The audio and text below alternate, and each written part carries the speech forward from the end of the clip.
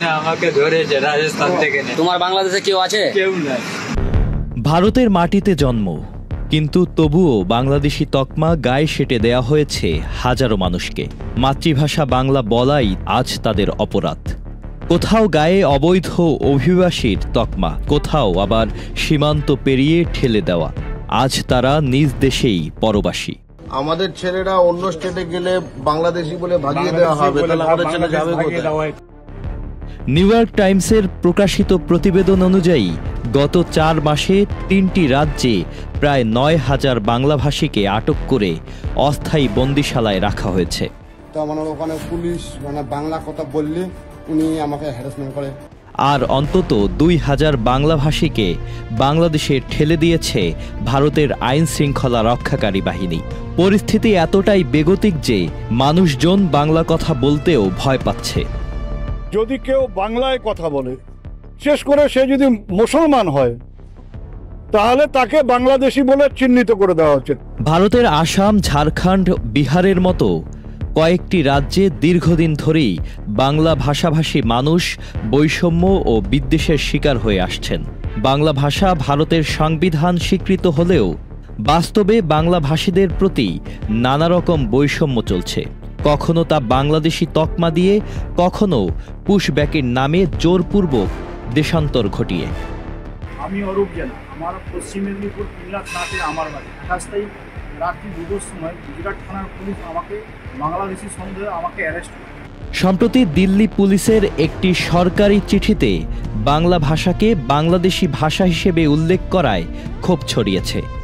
পশ্চিমবঙ্গের মুখ্যমন্ত্রী মমতা বন্দ্যোপাধ্যায় প্রকাশ্যে এ ঘটনাকে ভাষা সন্ত্রাস আখ্যা দিয়েছেন। তার অভিযোগ, বাংলাভাষী ভারতীয়দের বাংলাদেশি বানিয়ে হেয় রাজনীতি চলছে। বাংলা ভাষার উপর সন্ত্রাস আমরা মেনে নেব না, পায়ে পড়লেও মেনে নেব না। চিঠিটি মূলত একটি এফআইআর তদন্তের অনুবাদ সংক্রান্ত নথি, যেখানে বাংলাভাষী কয়েকজনকে বাংলাদেশে পাঠানোর উদ্দেশ্যে এমন ভাষা, অথচ মমতা বহুদিন ধরেই কেন্দ্রীয় সরকারের এ ধরনের প্রবণতার বিরুদ্ধে সরব। তার সরকারের উদ্যোগে ইতোমধ্যে সীমান্তে জোরপূর্বক ঠেলে দেওয়া কিছু নাগরিককে ফেরত নেওয়া সম্ভব হয়েছে। ভারতের রাজনীতিতে এই ইস্যু এখন একটি কৌশল মাত্র। বিজেপি আসন্ন পশ্চিমবঙ্গ ও আসামের নির্বাচন সামনে রেখে মুসলমান ভাষাভাষীদের অবৈধ অভিবাসী হিসেবে চিহ্নিত করছে।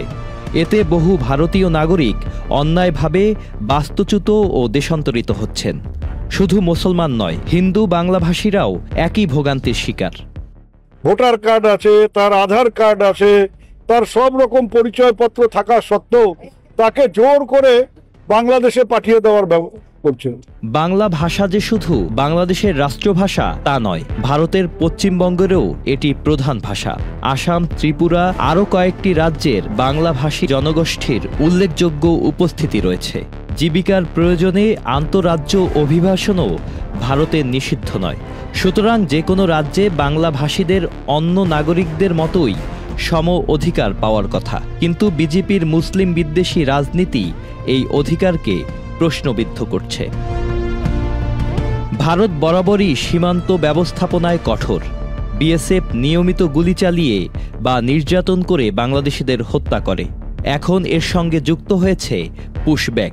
অন্যদিকে 5 আগস্টের পর সাবেক প্রধানমন্ত্রী শেখ হাসিনা সহ অনেক আওয়ামী লীগপন্থী রাজনীতিবিদ ভারতে আশ্রয় নিয়েছেন। তাদের মেহমান বানানো হলেও সীমান্তের পাশে হাজার হাজার ভারতীয় বাংলাভাষী নাগরিককে বাংলাদেশি বানিয়ে পুশব্যাক করা হচ্ছে। বিষয়টা দাঁড়িয়েছে এমন যে বাংলাদেশ থেকে ভারতে পালিয়ে যাওয়া কেউ কেউ রাষ্ট্রীয় সুরক্ষা পাচ্ছেন, অথচ ভারতীয় নাগরিক হয়েও বাংলাভাষীরা অপমান, বাস্তুচ্যুতি আর অনিশ্চয়তার শিকার হচ্ছেন। বিজেপি শাসিত রাজ্যগুলোয় এভাবেই অবাঙালি ভোটারদের মন জয় করার জন্য নিজেদের রাজনৈতিক হিসাব মেলাতে চাইছে ভারতীয় ক্ষমতাসীনরা। Sajid Abdullah, Channel I.